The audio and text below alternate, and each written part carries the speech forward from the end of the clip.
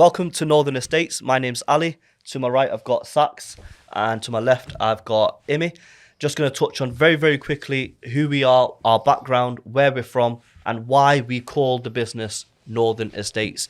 For those that don't know, we're all three Northern lads from Manchester, born and bred. We've taken the plunge to move out to Dubai, and some of us have moved with their families. You're back and forth, not really static here, but have businesses. So I just want everyone watching just to kind of know a little bit more about us as people. I think it needs to be very open and how we all met, really, and let them know, let them dive in. So let me talk a bit more about myself. I run my own advertising agency for 15 years. I started at the age of 16. Grew the company up to over 73 staff. Hi guys, I'm Sakib, again from Manchester, north of England, hence the name Northern. Yeah, I had my own telesales company. Been doing it since 2005. I've been in sales, predominantly in sales, and then decided to open my own business in 2015. And then, of course, Ali, you came along, and the marketing side, you helped me big time with my marketing side as well. And obviously, we got introduction back then. So yeah, and then from there we're here now, aren't we? You're here. Fast forward to today. And to my left, we've got Imran, who's also in the same space, but in a different capacity, right? Yeah, absolutely. So yeah, my name's Imran, known as Imi.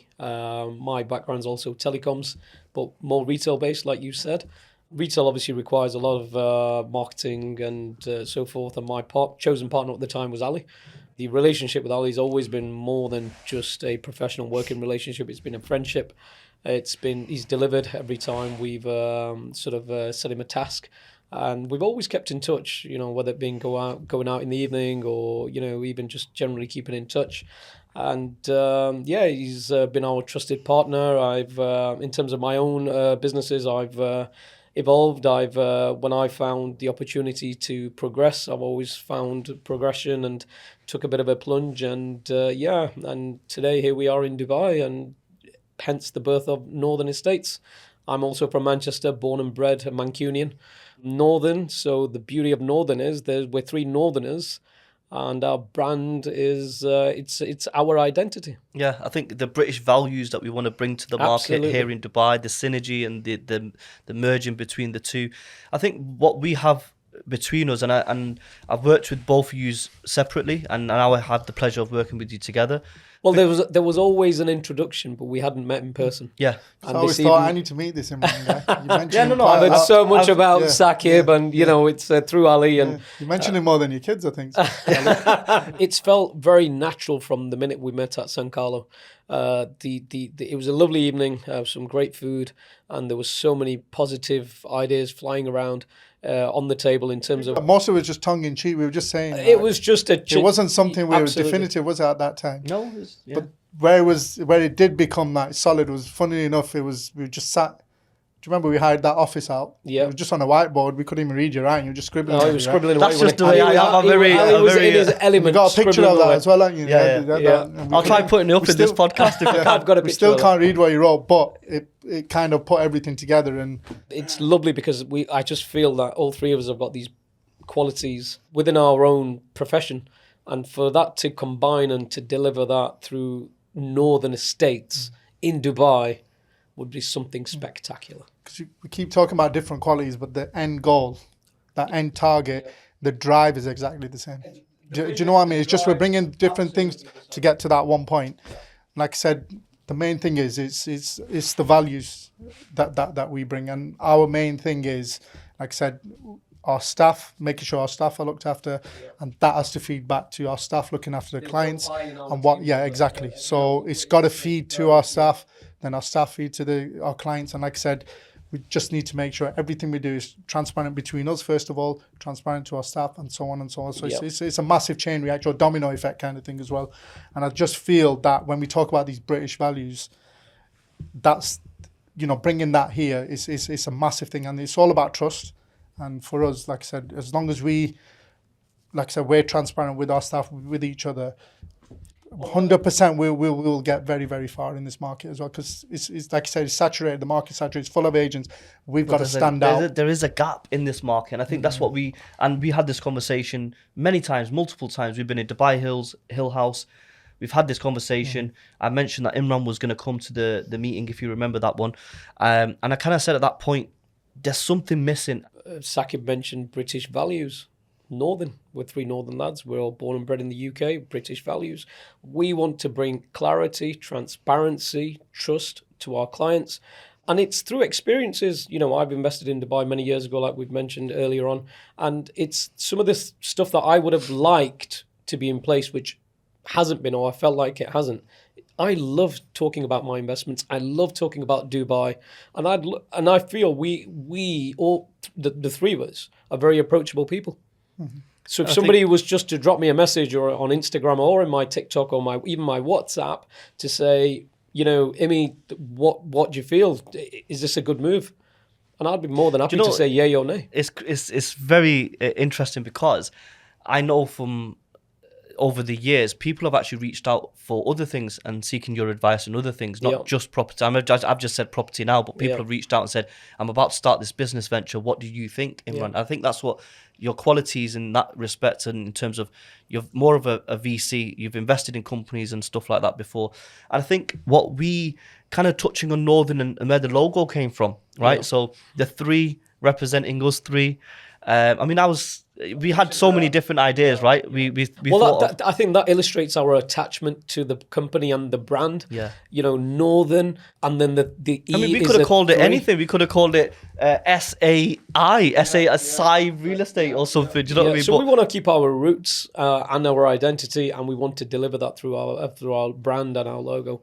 But Northern Estates is something to really look forward to. I'm really excited about the website. So am I can't wait. I've got a good vision in terms of where I want it to be. It's going to be completely different to what you've seen in the market. Yeah. And I think what we want to do is disrupt this market. And we want to do it in such a way where we're going to be remembered as them 3 Northern lads. And credit where it's due with the logo and everything, the work you've done on it, I have to say, it's been very, very, very impressive, Ali, to be honest with you. Big Al, as we call you. Thank you so much. Big Al no, honestly, seriously, like, whoever I've shown it to is like, so people need to know you were massively behind that as well. Yeah. And when you put it across, obviously you got our feedback, but yeah, it's been very impressive with whether it's the colours or whatever. It's literally the attention. There's been a lot of thought put behind that and a lot of passion. You can see your marketing experience and that has come through. So fair play to you. No, honestly, thank you. It's very rare that you give compliments. Yeah, it's very rare that you give compliments. There you go. No, so enough. Credit where it's due. Do you know what it is? And I can't take all the credit because the WhatsApp group that we have, there's so many ideas and people. Everyone has WhatsApp groups, yeah, and ours is no different. But what we talk about is positive energy. It's always, where do we want to take this? Where do we want to go? We could have called, I mean, there was a name of Mancunian Gulf. We wanted to integrate Mancunian into the Gulf here, and that was one of the names we were coming up with, and we came up with quite a few. But like you said, Imi, was the Northern for us, it's our roots. You can never forget your roots. No, you can't. No matter where we go, we are born and bred. Manchester, and I love Manchester, don't get me wrong. I'm a huge United fan. We're season ticket holders. Are you into, I didn't never really ask you, but are you actually into football or cricket or yeah, no, I do badminton or yeah. Badminton. Paddle, he's more of a paddle guy. Are you more of a paddle guy? Yeah? No, I follow a bit of football. But yeah, so then no, honestly, that's so now we understand in terms of where it all started, which is good. In terms of where we want to be, there is a vision, and I think this is collectively what you guys have put on the table is, look, we don't want to be an overnight agency. We want to be here 5 to 10 years. I believe Northern, the future of Northern is not only a company, it's a brand. Yeah. And it's a brand that hopefully our clients will be able to trust in based on our track record and what we provide and that service and how transparent we are. 100%. No, I agree. And Dubai needs that positive energy that we're going to bring. I think we have a different twist on the market. Absolutely. And I think people want, I mean, yes, we're in front of a mic now and it can be quite daunting, etc. But once they get to really know who we are, like, and I always say, look, and this is something that we've always done, but when a client lands in Dubai, we always do this, let's go out, let's take you on a little tour. And I think that's a big gap in the market. Let me take you to Ema. Let me introduce you to who we know at Ema. Yep. And I think that management level that we have the relationship with, and the hospitality that Emar bring to the table, that Shoba bring to the table, Ellington, we only want to take you to the best of the best. Why?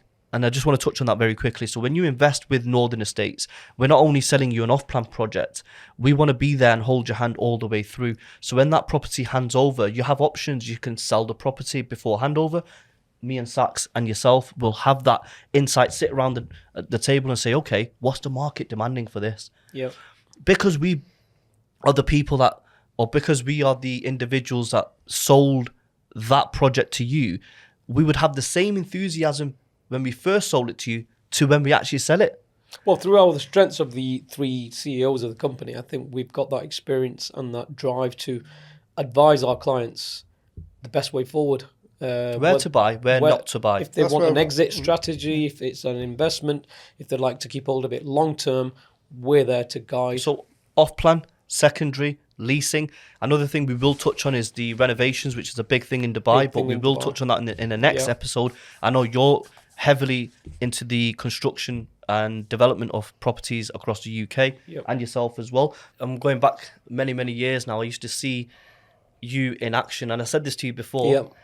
And I used to look up to you and I think, wow, this guy, like the way you ran your business and the way you portrayed yourself to the general public and the community, it's fair to say you're well known in that community as well in Manchester in Yep. terms of what you do and what you've done. It's Sure. not only one business that you've got several businesses. Yep. But I really want to touch on how you took the plunge and made that jump to Dubai, because a lot of people listening right now are probably thinking or contemplating their first investment. Sure. Now, the reason why I like the synergy that us three bring to the table, and the reason why three Northern lads from Manchester with a mission, with a vision, with a goal, I want to touch on that, and where you play a big part in this is your background of, let's just touch on rewind when you were 18 years old. Where did that, if you can explain how that journey started. Again, started off telecoms at a very early age.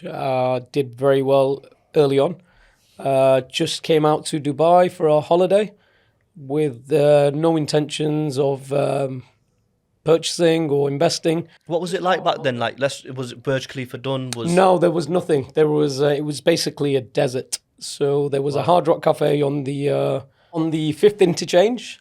So a friend of mine had already purchased a property with Emar. What year are we talking now? We are talking 1999, and this Wow. particular property that he had purchased was AR1, which is Arabian Ranches 1, which was 1999. 99. This is off plan.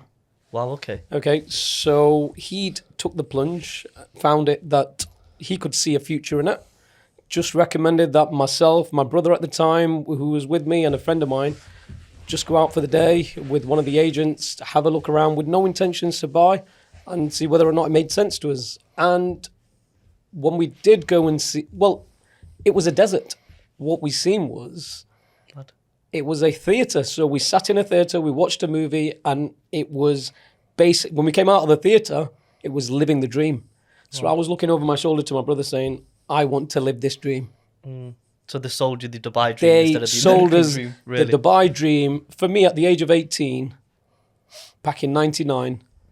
And it was a vision which I see today, which has come to life.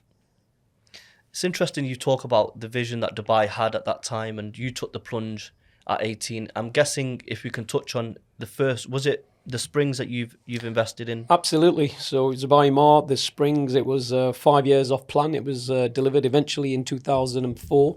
When I say eventually, that was the timeline anyway. At that time, What were the payment plans like back then? so again, one of the beauties of Dubai, everything's interest free. Yeah. It was exactly the same. It was 10% down payment. And then 10% 6 months later, 10% another 12 months later. So it was all nicely spread out. It was a bit of a straightforward investment without too much What to did think you- about. Kind of And thing, and in terms of what did you need back then in terms of documentation? Because right now it's very, very easy in terms of passport copies. You need your driving license, your telephone number. Absolutely. So Is it the very, same thing? very straightforward. It was exactly the same at the time. It was just a matter of getting your passport copy, some further IDs, i.e. driving license, and just committing basically and seeing the vision. And I think more importantly, believing in the vision. And hence what brings me over to Dubai and this joint venture that we've got between us. It's the trust. I saw the dream, and now it's about. It's interesting you say trust, because you've actually seen all cycles of the market. You've seen Yes. the crash in 2008. Sorry to interrupt, but if you remember, because now the security now with your money, because a lot of people is there going to be a risk? Because there were no escrow accounts back then as well. So it was a risk, but it all come down to trust, didn't it? And now we see the ups and downs in the market. I mean, a lot of people in the early, let's be straight up, did get burnt. A lot of people lost a lot of money. But now the security now. There were so many developers because Dubai was absolutely booming, and there were so many developers from all parts of the world wanting to start construction in Dubai, and they were. Would you say it wasn't regulated as much back then? I would say the regulations were in place, but they weren't as stringent as they are today. Obviously, the market evolves. Dubai, hats off to Dubai. They've filtered out the good from the bad, and they, like Saqib just mentioned, escrow came in a few years later, which escrow basically backs your investment. It's backed by the bank. What made you take the plunge to come to Dubai, and what was your motivation behind it? What would you say was the key reasons that made you think, you know what, Dubai's for me and Dubai's for my family? Yeah, well, because I came in 2012 because I was in the banking sector. I was working in the bank back in the UK, and I've been doing telesales ever since 2005. But then after I got my degree and everything, my finance degree, then I went into banking. And I even got a job offer for HSBC, believe it or not, in Dubai. I passed my interview, everything, I got the job. But again, it comes down to timing sometimes, and I just didn't feel that time. It was my time to come, kind of thing, because I needed to settle down and whatnot. And then obviously after that, I just decided I want to open my own business. And I love taking a risk. And it comes down to, even with all of us, it's all about risk, and you get the rewards for it in the end as long as you kind of stick to it. So I opened my own business in 2015. And then, literally there was three of us, three directors. About 4 or 5 months, we literally ran the business ourselves, from the sales aspect of it, running the actual business as well, the admin work and everything. Then eventually we started reinvesting into our staff. And then over a couple of years, built it up from 0 staff all the way. We had 60 plus staff at our peak. And, ever since then, the business is still running. My brother still runs it in the UK as well. But then I just felt I want to go down a different avenue. So I saved a lot of money. We bought some land, and now we've got development going on. Now we've got a joint venture going on in England. We've got a really, good location for a plot and everything. And so we start our plan right now. Yeah. So our plan right now is we're selling off plan there as well. And then I thought, right, everything's settled in the UK. I came out in COVID, believe it or not.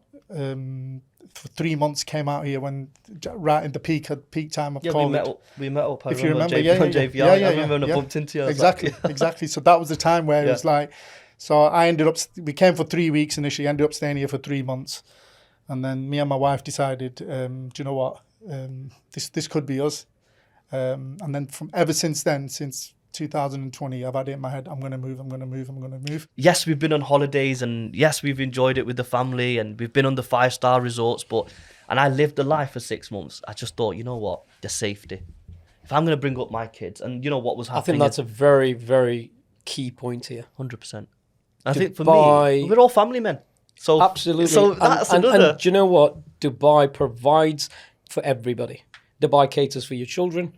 Dubai caters for the businessmen. Dubai caters for families. Absolutely. There's always something to do for everybody. 100%.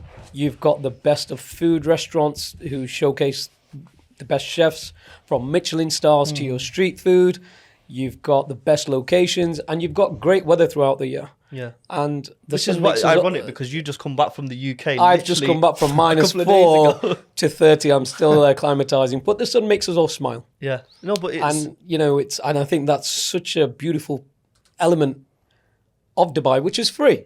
Yeah. Everybody comes. I love that. I love that. Well, it is. I mean, the sun attracts us all. If you remember, one of our first conversation when we came here is maybe the agency going to look and say, right, okay, whatever. But we actually said it, didn't we, that let's get a couple of years experience here. There's no better place than where we were. You know, we had our mentors and everything like that. You know, we can't.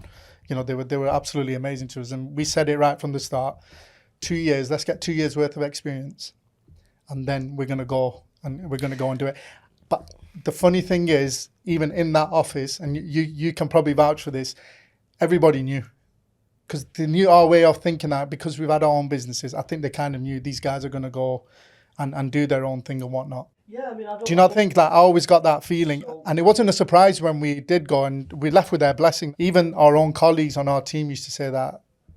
When are you guys actually going to Yeah, start? it was almost like So I think asking us. I think the base of that would have been the fact that you guys always had a vision and you believed in the vision. 100%.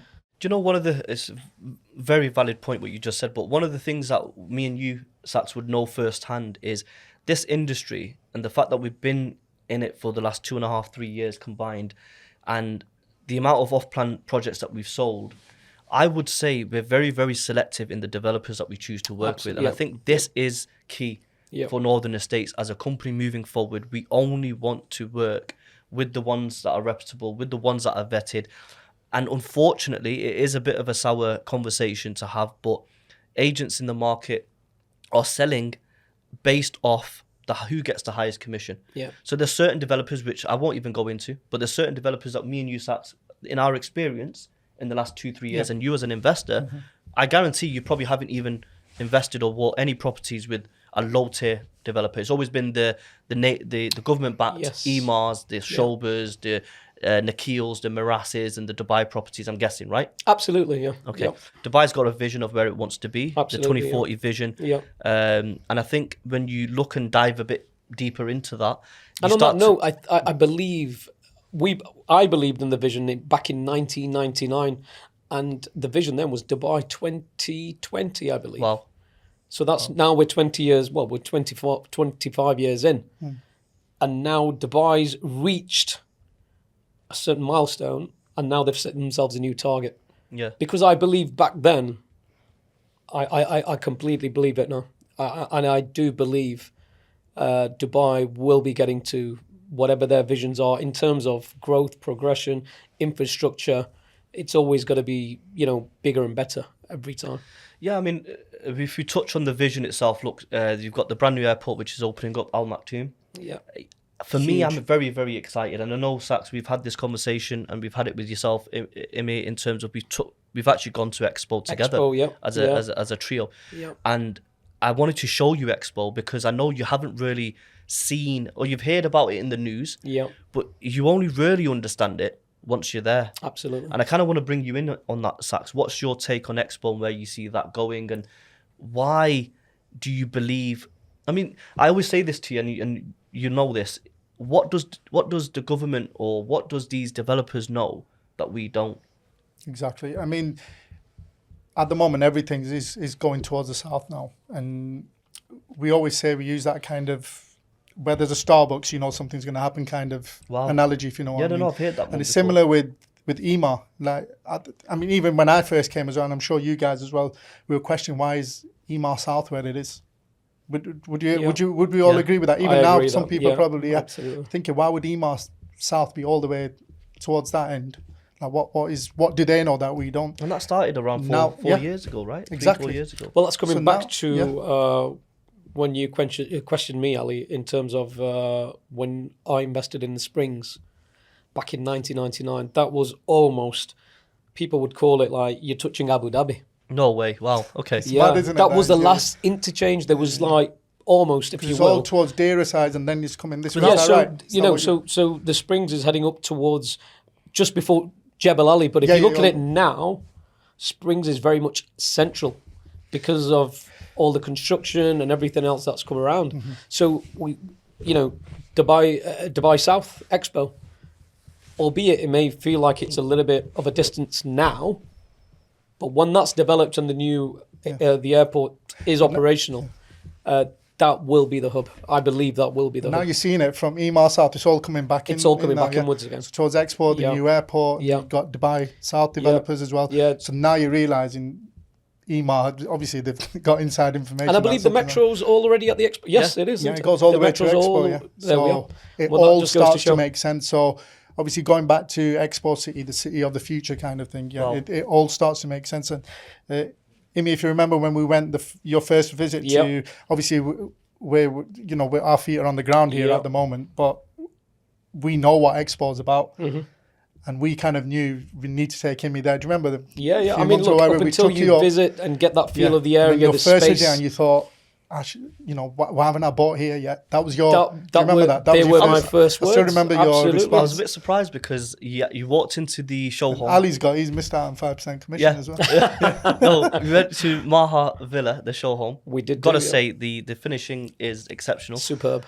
The thing is, one thing that a lot of people listening in now, as first-time investors, people that are, I mean, only yesterday I was with a business owner from the UK. Mm-hmm. He's looking to relocate his whole family out here, Yeah. and he's saying the reasons. He pointed out a few reasons why he wanted to move, which is, I mean, it's case by case, and every client's different. But one of the things when we look back at Expo and why communities are moving there, this new airport brings a lot of jobs on the table.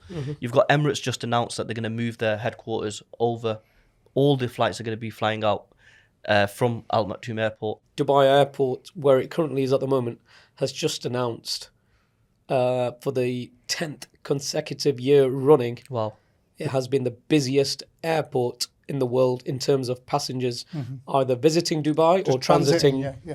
So it's a hub. Do you know what I So think? now imagine taking that hub and then multiplying it by 10, because that's what the they're vision. saying. I think it's 60 million at the moment, transiting at the moment. Yeah. I think Al Maktoum is going to look at around 200, 250, I think it is. 250 million. Just You look at know, that, it's so just, that's a vision and that's something to deliver. I want to touch on. I'm an investor. Let's just play the scenario out. I'm an investor from the UK, and the reason why I keep talking about the UK is because of where we're from. Yep. We have a huge network of friends, family members. A lot of people are reaching out to us on a daily basis, as you know, and Imi, Yep. and they're always saying, "Look, if I had £300,000-400,000, where would I invest?" Now, the question is, what do you want from your investment? Now, I want to touch on the springs that you bought first. And I don't want to go too much into figures, right? But can we just touch on what the springs is worth today? Yes, so the springs today would have multiplied tenfolds. What figure are we looking at in terms of dirhams? So And I'll convert into pounds in just a sec. I'll give you an example. So the starting price of the springs When you bought it? when I bought in 1999, which was off plan, was around, well, it depends on the conversion rates, but it was around 525,000 dirhams. It's madness. Let's just say give or take 75, 80,000 pounds. Absolutely. Wow. Because if I can ask you, there must have been a few points over the last 25 years. Yeah. You've thought you've had an opportunity to sell, Yeah. but you've stuck by it. Absolutely. And again, that comes down to Dubai, what it's offered in terms of a safety net. The market, look, in anything in life, there's always going to be peaks and plummets. And if the market was always going to be going up, up, up, and up, and up, it becomes unaffordable. It becomes a fake, fluctuated market.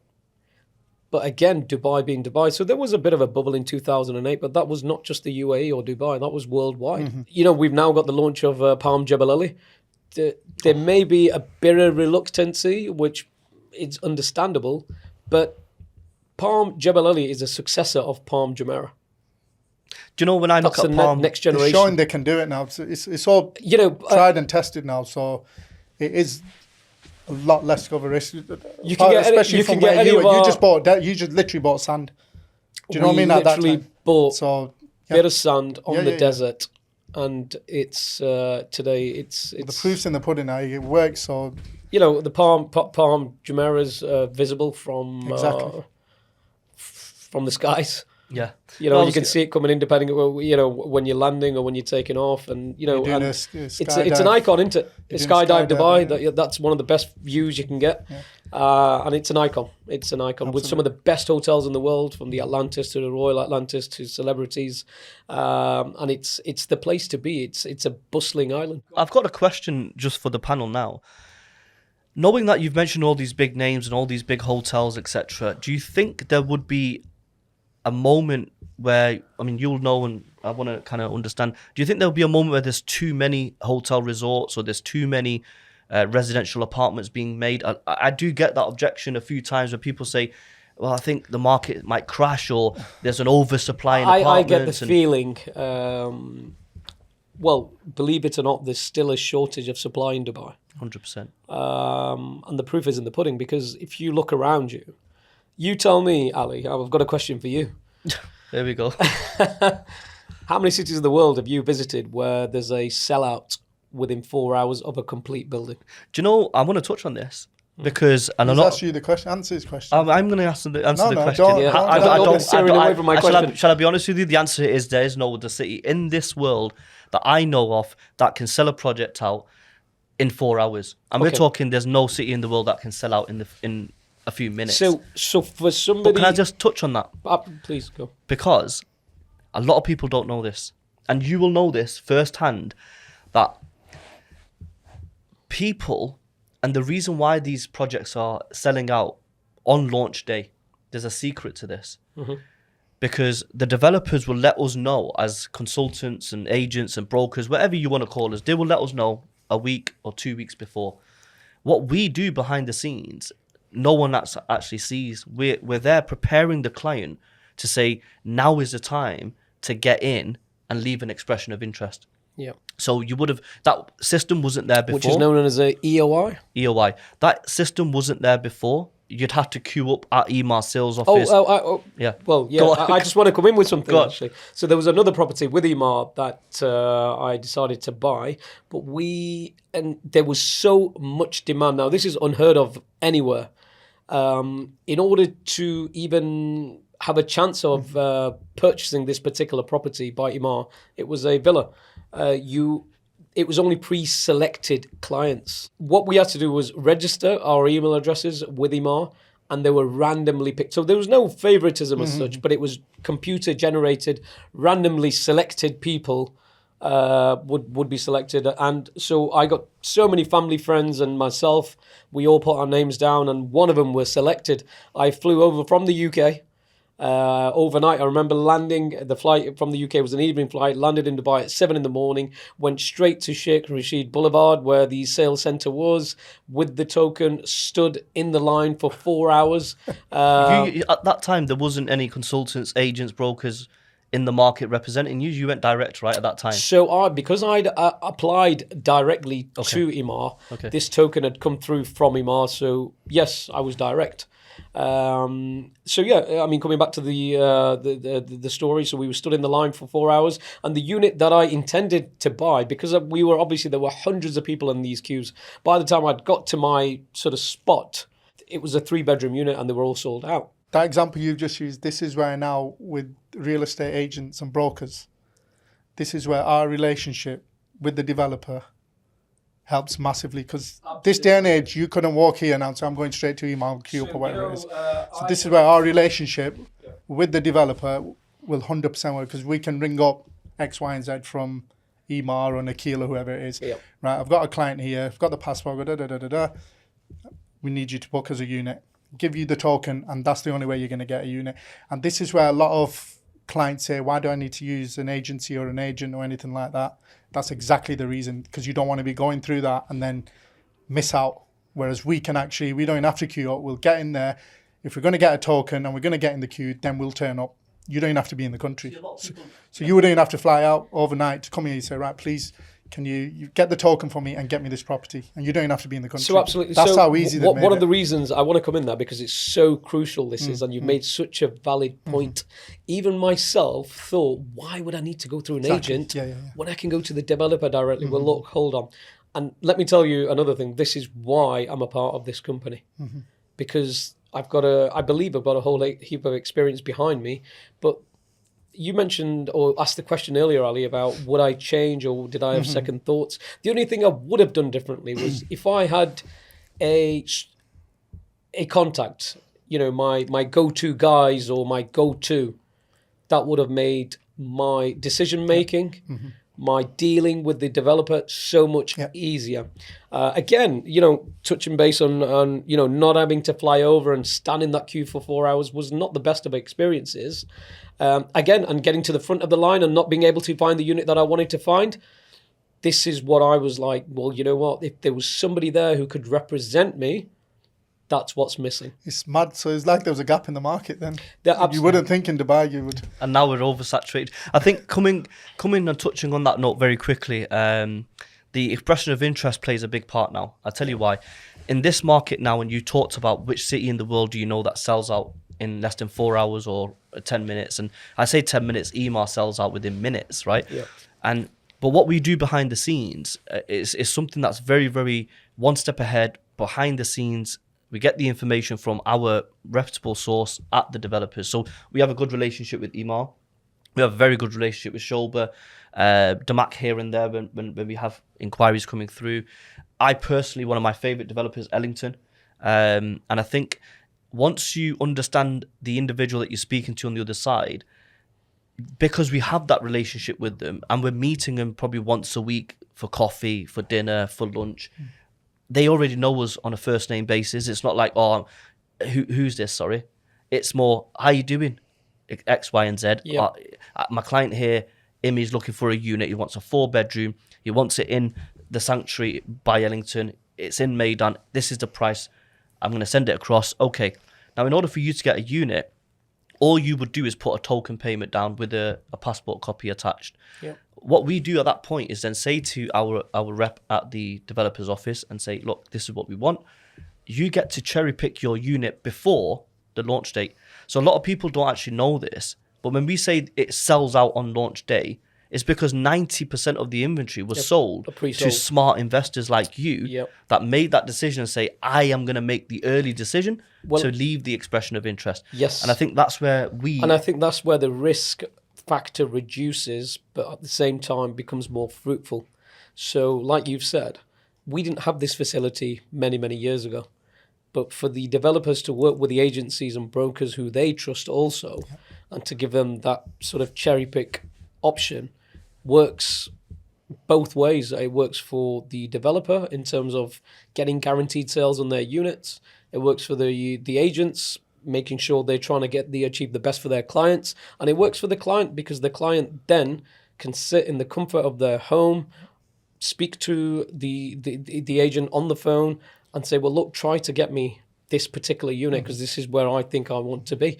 And that's, again, it's a huge, huge plus. And again, let's not forget the fact that an expression of the EOI is fully refundable. If you don't find your unit now, you just get your money back. I do think the consultant in the middle of the transaction is just as important, because I think for us, we don't work with one developer. We work with all the developers across the UAE. This is a conversation which we will touch on in the next upcoming episodes in terms of Ras Al Khaimah, the Wynn Casino, etc. And developers are now moving towards RAC. But that's a different topic in itself. What I'm trying to get at here is, if we put an EOI, expression of interest, with Ellington, for example, who we know very well, and we don't get your unit for whatever reason, it's most likely because there was an investor that came in and took a bulk deal and said, look, I want 15, 20 units. Yep. Now, people sat in the UK or across Europe don't know how Dubai works and why it's moving so fast. Because those who get in pre-launch, and this is so important, the ones that get in pre-launch are already getting that discounted price. So let's just say the property was valued at 3 million dirhams, for example. Pre-launch, you're buying it around 2.8, 2.82, 2.5, 8.85, sorry. And then on launch date, they put the prices up to hit that 3 million mark. Some developers will hold the inventory back and release it in phases. But the best time to buy is in the pre-launch phase. I think in your case, obviously, you've bought property direct and you bought many, many years ago. But we've done this EOI system over the last couple of years together. Yeah. And you've got the best units. And touching on every time it's been, and that's the way forward for me. And those that are watching would know, and investors in Dubai watching would know, getting a unit in MJL, especially the unit that you wanted, the view that you wanted, it was difficult. You've got to get in early. You've got to try and get in early enough to get that unit cherry picked, because that's going to be picked up and gone on launch day. So EOIs are a brilliant idea. They're very safe, they're secure, and they sort of, most of the time, you will achieve what you're looking at in order to achieve the best unit, best location, best view. That's what Dubai's all about. You try to go for the best view. Yeah, I think when you're looking at return on capital, we'll touch on that another time. But return on capital, return on investment, two different things. Some people want to buy, flip before handover, which is what we always recommend. And in your case, you've held your properties. Yep. You've sold a few along Yep. the way, but you've put a few on rent. I mean, you're getting good deals on your rental, which Yep. is something we haven't really touched on so far. But the rental market in Dubai is ridiculous. I mean, you're looking at an Ellington building in JVC, Saks, correct me if I'm wrong, is around 120, 130,000 dirhams a year For a one bed. for a one bedroom. Yeah, yeah. I mean, you look at how it works in Dubai, we're still in the check system, right? We're not in the direct debit system as of yet, but it is evolving. And I think Dubai provides that safety. And a lot of people are now moving from the UK. So one of the reasons why I decided to keep some of my portfolio, or part of my portfolio, was the fact that like you mentioned, checks. You're not chasing your tenants for Massive. money. If your tenant, potentially there's some of my units that are on one check. So how that works is okay. the tenant would pay you on the day of moving in a security deposit, which is refundable once they vacate the property. Which is 10% of the... Which is 10% of the rent, the annual rent. And then the 1 year upfront cost for the rent. So that has been paid for. You're not chasing any money. And that then opens up many avenues for yourself as an investor, as a property owner, to either reinvest that money, use that money where, on your other properties and so forth. And how that benefits the tenant is they've got nothing to worry about for the rest of the year. I want to touch on very quickly as well before we conclude is the check system is post-dated checks. So they're given to you. So for example, I mentioned 4 checks earlier. Yep. You would get all 4 checks before moving in as a landlord. So you would get all 4 checks on the day the tenancy agreement is signed and the tenant moves in. So let's just say there's property, it's on 4 checks, which then becomes quarterly. So check 1 would be from the day the tenancy is signed and it activates. Check 2 would be post-dated 3 months and so forth, 3 and 4. Every quarter, So basically. them checks you hold. They are post-dated. And Dubai regulations... they're so secure that these checks are not going to bounce. It's been a pleasure, guys, having you guys together. I know you've just flown in just for this. Yeah. So honestly, thank you for that.